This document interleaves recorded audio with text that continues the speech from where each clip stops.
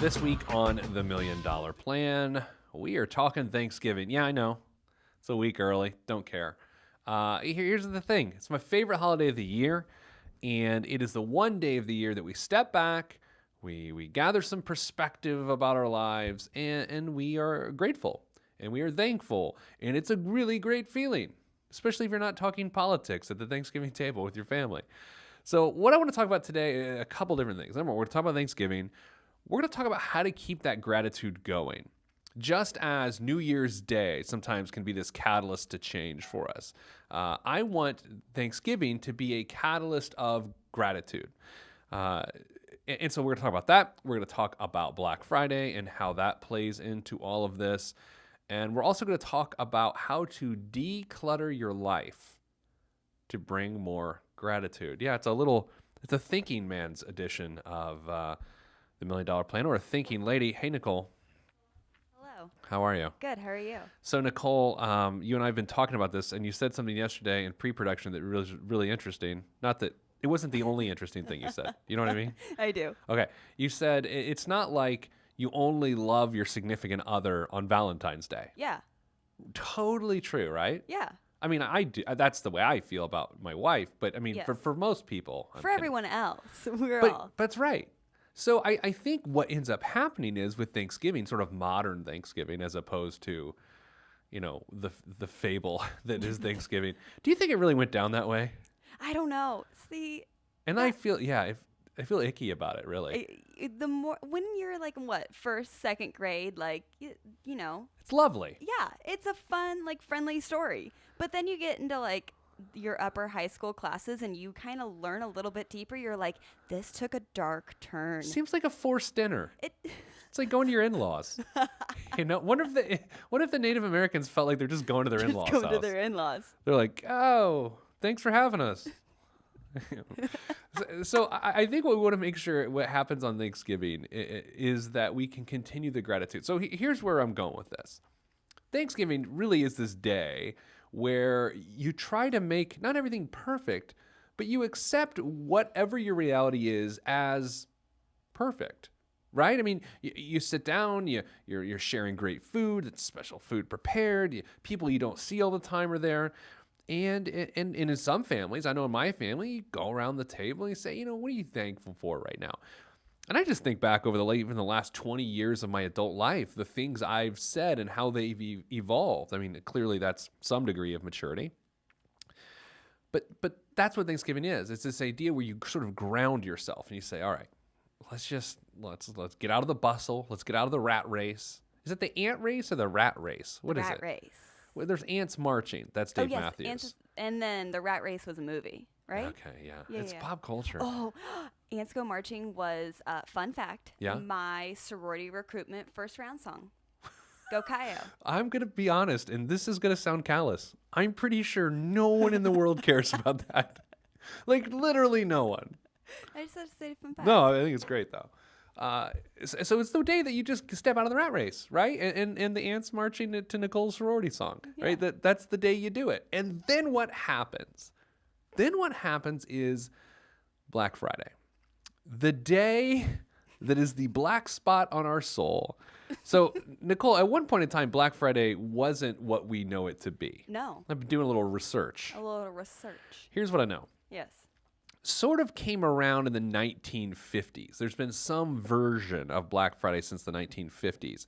And really what it was based out of Philadelphia, Pennsylvania. So the Army-Navy football game, they always play the game the day after Thanksgiving. Yeah. And so a lot of visitors would be in town in Philadelphia for this game, and the streets of Philadelphia, that's a Bruce Springsteen song. What's happening?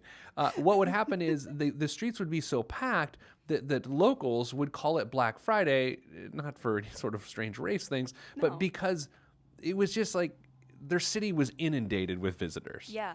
So, like, that's how I sometimes feel. Like when I'm in a crowd or there's a large number of people, I'm like, yeah, I'm good. I don't. Yeah, no. This is a black moment for me.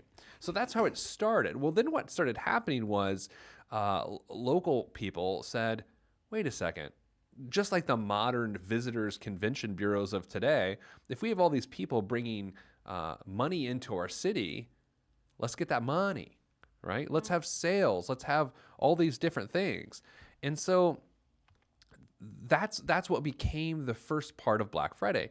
And then what started happening, those sales started catching hold across the country. And by 1985, Black Friday was a phrase that some people had heard of, but it by no means was the version of what it is today. That didn't really happen until around 2004. I know that sounds crazy. And Nicole, you were still like 6 years old. I'm trying to think. I'm like, okay, so I was in 4th grade. Oh my God. No. 9. I was 10. Yeah. I was, let's not go. Okay, so 2004, and that's when it started turning into something. That's when it started turning into, I'm going to camp out. Stores started opening super early as opposed to like 8. And then it started moving to 7 and 6 and 5 and 4. And then, as you know, it moved on to midnight. Yeah. And then it's moved to Thanksgiving Day. And here we are. And here we are. So I think what is interesting about all of this is if you take the 2 days in which we are the most opposite back to back of any other day in the year, and actually we should think through this, but here's my point and then we'll think through it. Thanksgiving, you're as grateful as you're going to be the entire year. Most people. I'm speaking in generalities today, so don't email me like, not me. Okay, great. I'm going to delete your email. Number 2, then on Friday, if you are part of that Black Friday movement, right? If you're the person that goes out at 4 a.m. and punches a person so you can get a Tickle Me Elmo, like that is you at your worst. Is there any day, Nicole, that you can think of where on one day you have one spirit and on the next day it is the polar opposite spirit? No, it's Thanksgiving and Black Friday. I think it's such a black and white. It's not like on Valentine's Day, I make my wife a nice dinner, we have a candlelit dinner, and then I wake up on February 15th, I elbow her in the ribs, I'm like, make me some breakfast. Yeah. You know, it's not like No. I do that. And it's even like with New Year's Day to like January 2nd, like you're still keeping that motivation moving forward. I mean, it's just a second. Not much has changed within those 24 hours. It's not like a Halloween, I'm spooky. And then the next day on All Saints Day, November you know. 1st, I'm well, you know, that's close. So you get my point, right? The point is, it is just weird, and it gets weirder. And if you think about, well, how do we get this way? How do we get to this point where, and it's a modern problem. This is like a 30-year-old problem where you go from great to horrible in now less than 24 hours because we have people going away from their families to shop on Thanksgiving. And Nicole, here's the weird part, and this is where I'm going to get email, and I don't really particularly care. We call it out. People will say, well, we go shopping with our family. And so we're together. But the people working in the stores, Exactly. they're not with their family. So that's great for you that you're with your family and able to, sustain the holiday like that. But those individuals that you're visiting their lovely stores, not the same case. 30 bonus points for you. Thank you. You know, they play like Nat King Cole songs when you're at the store. It's like chestnuts, some nuts are roasting and things. But they don't mean it because they've got their employees working there on Thanksgiving Day. So I'm not saying call for a boycott, but I would say this. If you wonder how we got here and you participate in those things, Yeah. Okay, let's do this. And of course, as always, Nicole, answer honestly. Yes. You don't have to agree with me. Okay. I like that I always say that because it seems loaded. Yeah. Doesn't it? Yes. You're like, I know this question that I'm about to ask you. Okay. When you think of the United States, Yeah. and you think about consumers in the United States, is the word greed an appropriate word to use if an outsider was looking at our culture and consumers? Do you think greed is somewhere on the spectrum of appropriate? It's so, because greed is just, it feels like such a potent word. Oh. On some spectrum, yes, just because we are very much so, especially millennials, a lot of us have to have that next thing as technology just keeps evolving. And I think that's part of just my generation is that we have been so surrounded completely by just, always that next best thing keep rolling out. But at the That's a same time, good point too. thank Yeah, the you. upgrade, you Yeah. know? Everyone wants the upgrade. Everyone knows when they get to upgrade to the new whatever phone they're getting. Like, Let me redefine greed then. yeah. It's more worried about what you don't have. Yes. Yeah. I mean, that's America. Yeah. Oh, yeah. We're consumed with what we don't have. Now, I have this weird theory about this that you'll get a laugh at, Okay. maybe. Eh. I think a lot of this stems from the MTV show Cribs. Yeah. Do you think so? I mean, when we were kind of coming into this whole, we got to have it all. Yep. Like when we kind of hit a stride as a nation of kind of stepping into the most wealth that we'd ever really had. Absolutely. Well, so there was like, and this is going to predate you. You know what? Let's do this. Let's take a break. And then we're going to come back. We're going to talk about the Kardashians and their relationship to this. Oh. And that doesn't predate you. That's right in your wheelhouse. But we're going to talk about lifestyles of the rich and famous with Robin Leach. Did you ever see that show? Yeah. You Oh, did? Yeah. Clearly in reruns.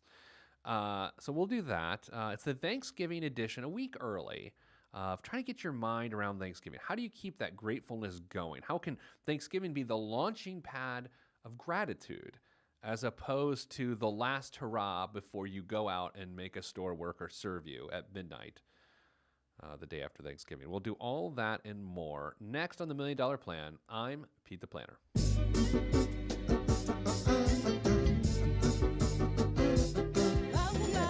Yeah. Axe hand on the beat. Yes, sir. Glass House. Yes, sir. Mr. Kinetic, Rusty Redenbacher. Back on the $1 Million Plan. I'm Pete the Planner. It's the Thanksgiving edition of the show, despite the fact that we're a week early. Are we 2 weeks early? We're 2 weeks early. We're really early, but we want you to be really thankful starting now. We just want you to be thankful. We want you to be filled a cornucopia of love. We're just trying to make sure your thankfulness is filled. Do people use the word cornucopia at any other time of the year I than don't this know, year? but you said that, I was like, oh, that's a good word. Well, you know what it is. It's that Yeah. thing. It's that horn-looking thing. Looks like a bugle. You know, like when you were a kid, did you ever take bugles and put them on your Yes. fingers, like witch Oh my fingers? God, yes, Witch nails? absolutely. And then you eat them off? Yep. And sometimes, just on the slight accident, you'd go a little too far in the bugle crunch. And bite your hand. Yep. Did you? Okay, so this is my earliest memory of Christmas, and I'm not kidding. We used to go to my aunt and uncle's house in Columbus, Indiana, and my aunt was sort of a gourmand back in the day, still very fancy. And so she would serve like a block of Philadelphia cream cheese. Always coming back to Philly. This whole show, it's the Philly edition of the show. And then she'd put mint jelly, like jalapeno jelly, or mint, or it's a pepper jelly. There was some sort of jelly. I believe it was green. And then bugles is what you would eat it with. So it was sort of a bit classy, a little bit trashy because you're using the bugles. Because you get your bugles in tow. Bugles aren't a classy treat. No. you're Anything you can not. stick on your finger and then eat off, not a good move. Anyway, how did we get there? Cornucopia. Cornucopia. So, Lifestyles of the Rich and Famous, which I teased before the break. Yes. This was a show back in the day, early 80s, I would assume. Can you look up when that ran Yeah. for us? So here's the show. It's Robin Leach going around, and you'd see sort of rich and famous people and how they lived. And it was interesting. It was Cribs before Cribs. But here was the difference. Based on how lending was in our country and credit cards and people being able to get underwater, that just really was really a non-starter from a bank perspective, meaning you really couldn't get yourself into the trouble that you can today by trying to live the lifestyle that you can't live. So it was a fantasy. There is no more fantasy when it comes to lifestyle because of shows like, which again, is sort of an extension of this Kardashian thing. I've literally never seen a second of that show. I don't watch, is it on E? Yeah. I don't watch E. I mean, that'd be a good place to start. But I can only imagine that that's brought about this, I want what they have. Oh, they have this, now I want this. And then so much so that, and correct me if I'm wrong, and by the way, I'm so sorry, I'm assuming you know about this show. No, it's okay. Do you know about this show? Yes, I do. Oh, Unfortunately. man, can you remind me to talk about that in your review? Yeah, we'll put that down. So here's the thing. Aren't they also creating their own product lines? Yeah. And I think that's part of it too. That's what's become what makes them so, dynamic with their audiences is that they're famous for being famous. Yeah. They've kind of made this brand for themselves. And I think that's why, as people see that, they came from, a moderately upper class family, and with just, everyone says it's who these days, through their connections, they've built this billion-dollar brand. And some people are really, I can't even say I respect it. And I'm not beating up on them. I just don't see how that materialism that comes with that, how that's helpful to anyone. And I think that's sort of the big point of the show today, is that if you look at what you have today, Thanksgiving, or even on Black Friday, and you say, man, I wish I had this. And that's the first thing you think about when you think about all the things you have. That's rough. That's like no way to be. Now, I'm not shooting your dreams down, or, this isn't the gripey old man edition of the show. That was last week. Did we get any response? Oh, I did get some response. Last week on the show, Nicole, we talked about taking the sweater back. Yeah, we did a live Twitter poll. Do we have the results of that? Hold on, let me pull it up. Well, by the way, what is the Lifestyles Rich and Famous? When did that start? Oh, 84 to 95. So, yeah, you were barely alive. Yep. Barely alive. So when you said you saw it, that was when you humor me when I say something thanks to VH1. Okay. Yeah. So the question was on the show last week: can you wear an item one time leave the tag on and then take it back? Is that ethical or unethical? I believe, Nicole, the Twitter poll said that 70% of people said it is unethical to do that. Are you seeing similar information there? I'm pulling it up right now. And I feel like there was hundreds and hundreds of votes. And I actually got some emails too that said that is an unethical thing to do. An update, I did not do that. I did not do that. I kept the sweater. You had 89% say unethical, 11% say ethical. Oh, you 89. Had 290 votes. Oh my gosh. 290 votes. Needless to say, that is our listenership. 290 individuals committed to whatever it is we do on this show. So, Nicole, this is where I find us. I find us at a spot culturally where we have tolerated, our tolerance has grown, I should say, for unacceptable behavior. Yeah. In many respects. Yes. But especially consumerism. Just because it's like everything else. As it's evolved, our tolerance for that has just followed suit. There was in my neighborhood, there's a neighborhood magazine. Oh. I know, ritzy, right? Fancy. And there was an ad in this magazine last couple of years. And one of them, it was from this construction company.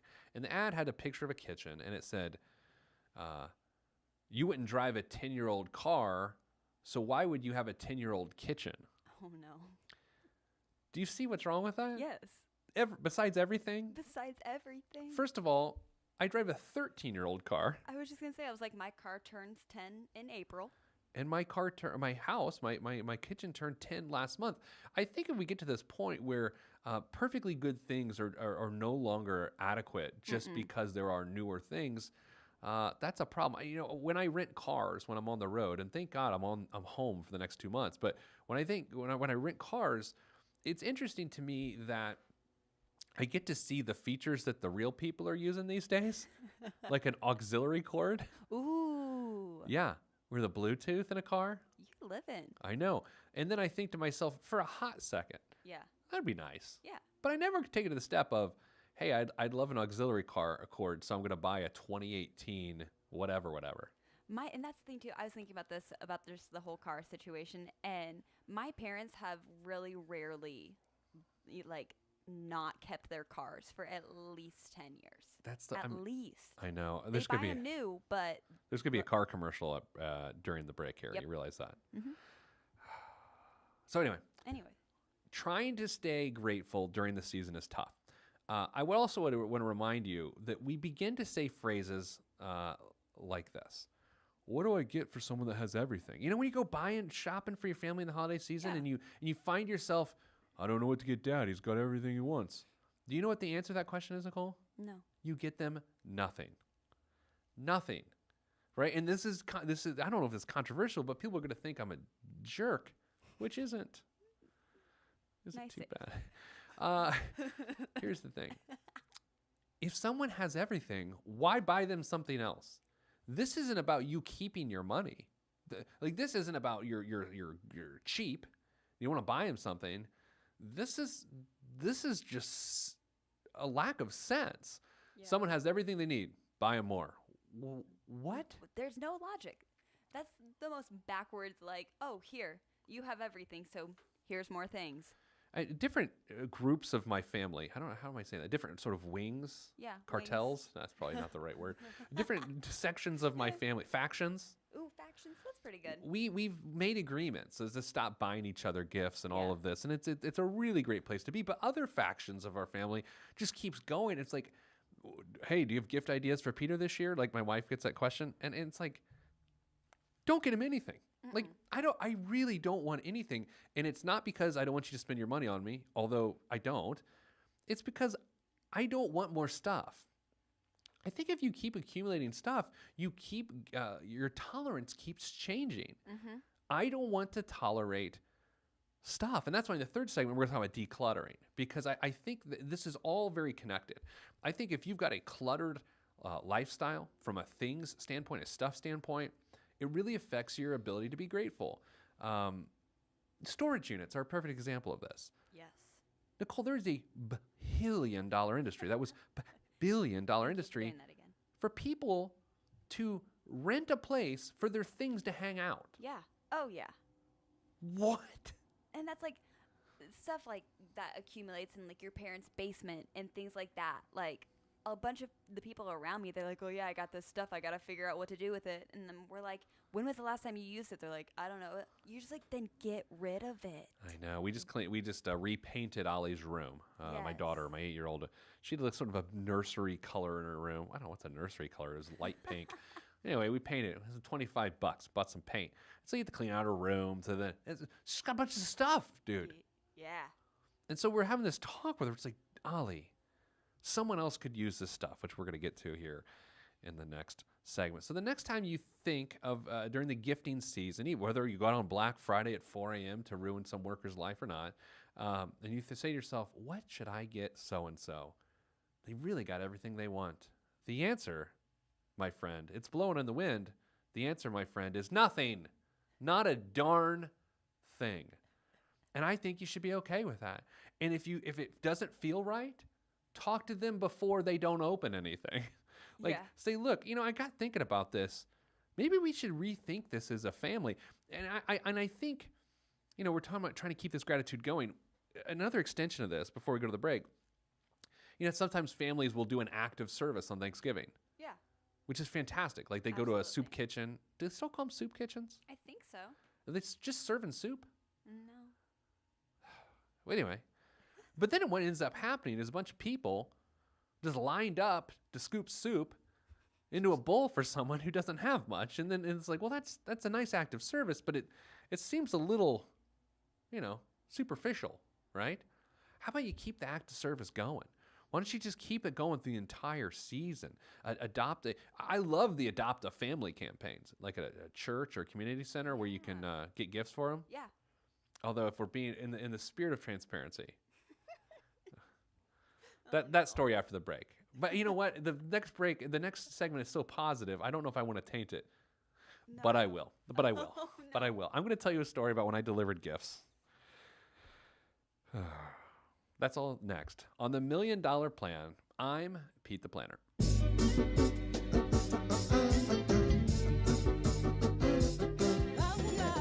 Yeah. Axe hand on the beat. Back on the $1 Million Plan, the gratitude edition of the show. We're talking Thanksgiving before it's Thanksgiving. It's so trite, Nicole, to only talk about Thanksgiving on Thanksgiving. I agree. It's also the holiday that gets shafted. Yeah. It's Like people's Christmas. I'm not hating on people that already Right. have their Christmas trees up and I've listened to Christmas music because I love. You Christmas. have listened to Christmas music? I have not. No, I'm Oh, not. okay. Okay. Don't- Given the. You're listening to all your computer music. Yes, always. Yeah. But it does. It kind of gets shadowed because people are already having all their Christmas stuff out. You know. Have you noticed when you're talking, if you're watching on PeteThePlanner.tv, when Nicole talks, my eyes go to the doorknob of our studio because I know that she's on the other side of that door in the control room. Like, how caveman is that? that when I hear your voice, I'm like, she is through that door. And I just look at the doorknob. Like right now, you're laughing. I'm looking at the doorknob. I am a monkey. Oh, no, it's so When I die, in years from Oh. now, they find my bones. They're gonna say, "I think this is the missing link. I think this is the like got us from monkey to human. I think it's me. Maybe." Oh, Anyway, where was I go? Oh, delivering gifts. oh, yeah. So I just say the secret angel programs through churches and things, and you Yeah. adopt a family, take them stuff. What I'm about to say, I'm just gonna say it. One year I went with my church and started delivering gifts to people that were on the tree and all these sorts of things. It was great. You go to neighborhoods you probably don't really go to, and knock on the door and you say, "Hey, Merry Christmas," or whatever holiday you celebrate. And it was interesting. But what was fascinating is you try not to get caught up in the people's choices, Nicole. And this is where it gets the really slippery slope, Yeah. right? Like what sort of electronics are in the place, and how many other churches adopted that same family. So and this could be probably as an isolated incident, right? Yeah. Where the place I went, they said, yeah, just put them in the corner, and then there were like clearly 2 other places that had done this. Oh my god. And you get kind of weirded out by it, and sort Yeah. of, disenchants the entire process. But I would just say this, ultimately, and this is sort of the attitude I've adopted recently. Yes. If that's someone's decision, or that's what the sort of the scheme they're pulling, Mm-hmm. I don't think I'm going to be mad at that person. I just feel sad for that person, Yeah. right? That's where you're at with it. That's the only way you can really go about it. What good is there is saying turning it into a those people thing? Yeah. Right? There's no benefit for anyone if No. it turns into they're the problem. Like, I feel sorry for them. Mm-hmm. That's where I'm at. Anyway, here's what we're gonna do. We're gonna talk about how to bring gratitude. This whole show's about gratitude. So this whole show's about gratitude, and I'm ripping on people that to take 3 churches' gifts. Yes. Anyways. How to get gratitude by decluttering your life. Okay, Nicole, I want you to picture your closet. Mm-hmm. Okay, got it? Yep. You were probably there this morning, I was just a couple hours. grabbing cloths. Ugh, all the cloths. And you look in your closet. Mm-hmm. There's probably some shirts. Yep. Right? Probably quite a few shirts. Quite a few. Now, do you think if you added another shirt, Mm-hmm. like you probably will add it, will you get a shirt between now and the end of the year? Yes. How many shirts do you think? Let's, take it easy. I know. How many shirts do you think you'll get by the end of the year? With Christmas Yeah. factored in. Yeah, everything. Like- Shirts, sweaters, anything that goes on your torso. 10 to 15? 10 to 15. Yes. That number was higher than I expected. Really? It was. But here, I guess we should also point out that you're also building your professional wardrobe. Yes. And that's an important point. And just kind of my wardrobe in general, because it's I've gone from being a college kid and Right. having like 2 stark differences in what I have in my closet to even just our office, what we kind of wear our wardrobe here. We're casual, but still has a little bit of professional nature about it. So Wait, that's how you would describe us, as we have somewhat of a professional nature about us? we wear sneakers. I'm still looking at the door handle. I know you are. What is wrong with me? If nothing else, I at least should put like a picture of your face on the door handle. Okay, that's interesting, right? So here's Yeah. what I want you to do. Okay. And you don't have to agree to this. Okay. I do love these disclaimers. They're really condescending. I Aren't never they? know. You just whenever you get the disclaimer, it's like the whole no offense. Yeah, it type of really thing. kinda is. Like, Um, I appreciate your I disclaimers. would but- like you to try Okay. to go garbage in, garbage out. If you get a shirt, you have to subtract a shirt from your possession. Yes. So if you get 10 to 15 shirts, which is a lot of shirts, Yeah. yeah, that's a Yeah. shirt load, Yeah. right? I would like you to get rid of 10 to 15 torso pieces. I could do that. Really yeah. creepy. Yeah. But are you feeling it? Yeah. Well, and part of it is too is I've moved 2 times within the past year, Sure. so that's been Got to not- avoid the eviction notice. Yeah, yeah. Sorry, it's not funny. It's not true either. But we've been doing a lot of Goodwill runs Yeah. because of that. So that's been kind of nice too, is that has, very inadvertently kind of began our momentum of realizing we got a lot of stuff and we don't need as much stuff as we have. So if we're trying to continue this feeling of gratitude that we all feel on, what is it, the fourth Thursday of November? Mm-hmm. Is it the fourth or the third? I think It's it's the the fourth. fourth. I should know these things. I'm just thinking of where we're at in the November calendar. I don't even know. If you're trying to extend that feeling of gratitude, then a good way to do that is to give away things. Okay? And why do I say that? Because then you will be in a situation, let's say you're not getting new shirts. If you give away things, you then have less and you become content with having less. So there are three scenarios here, right? You get more, you give nothing, you've changed your tolerance for possessions, and now you have more. Now you have excess, right, Nicole? Yes. Then there's a scenario where you get nothing more, but then you decide to cull, if you will, get rid of some things that you don't find necessary that maybe someone else could get some value out of. Now, some financial people like to say, well, sell that stuff and do this. And that's fine. If you want to get on Jimmy's list or Craig's list, whatever it's called, and you want to get on there or eBay and sell your stuff and then use that money to pay off debt, by God, do it. But I will say there's a bigger point here. Sure, debt's bad. There's a bigger point is that you don't need that stuff. Sure, sell it, but it's cluttering your ability to be grateful because you got so much stuff. Like if you have a storage locker, it is really hard to be grateful. In my opinion, this is a big statement. It is really hard to be grateful for what you have because you have so much stuff that you pay to store it. I mean, there are people that go overseas or soldiers that military members that put stuff in storage, but by God, I mean, really, at some point in time, you can't possibly be grateful if you have a storage unit. I don't know how you can be.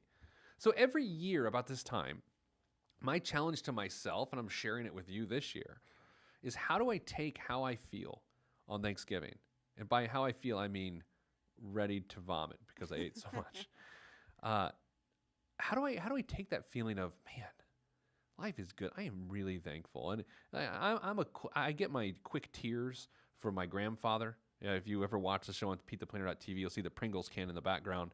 It's my grandpa's piggy bank. Grandpa Dunn, John Dunn from Speedway, Indiana, he was a quick crier.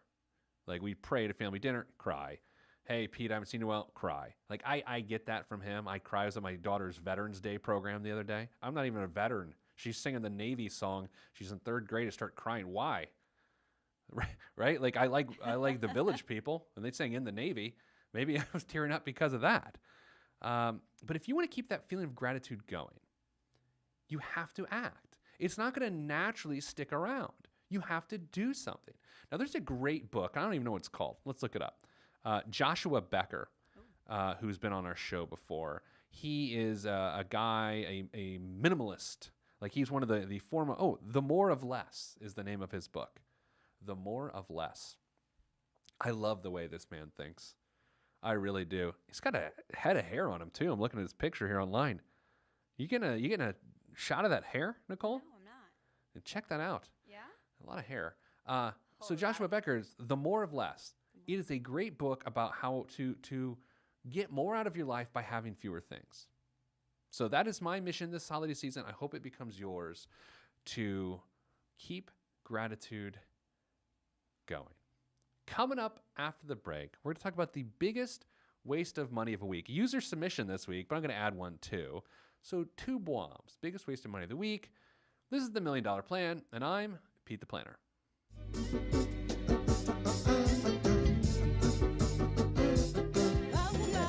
Yeah. Axe hand on the beat. Yes, sir. Glass house. Yes, sir. Back on the $1 Million Plan. I'm Pete the Planner. It's the gratitude version of the show this week. Gratitude episode. This week's biggest waste of money of the week. There's 2. We had a user submission, one from on Twitter, a gentleman by the name of D Willie 04 on Twitter. Sent me this. The average U.S. household spends $1,000 a year on lottery tickets. There's no way that's true, No first of all. way, There's no. no way, because I spend zero. I was gonna say because I can't tell you. I don't think I've ever bought a lottery ticket. No way that's true. But thanks for the user submission. But there is no There's way. no way.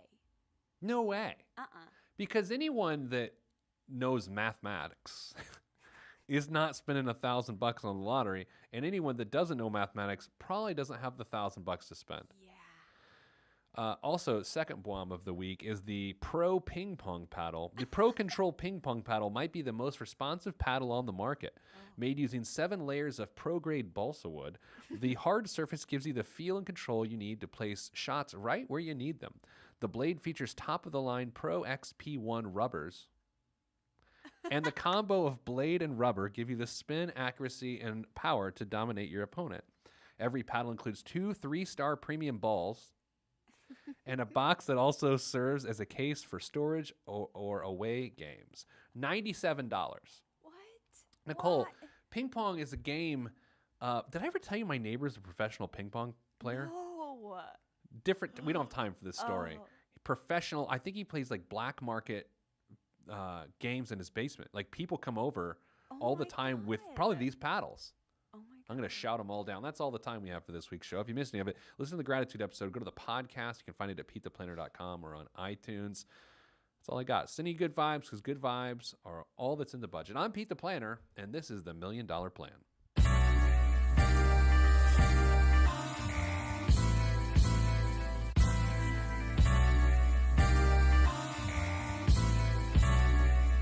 This is where I came from. Planet Lovetron, where we drop love bombs, funk missiles, and live in soul shelters. No helter skelter. The heat don't swelter because everybody stays cool. Left many moons ago to bring the philosophies of my ancestors to another place, God. Picked the third rock, gave me to my earth family, and told me to create. And so I am. Pen in my hand, microphone on the stand. Over vinyl, I command and demand. Magnificence in an instance, I can make you dance, cry, or love. Fly as a dove, released from Everest. The fresh is fresh, and you can call me E.T. Word to John Tesh. Let me bless this harmonic presentation. It's amazing, so amazing. I'm the reason. Salutations, I bring you Lovetron greetings from a faraway land. I am the sole controller. Put the remote down and let me take control. You're now a part of my zone, so enjoy yourself.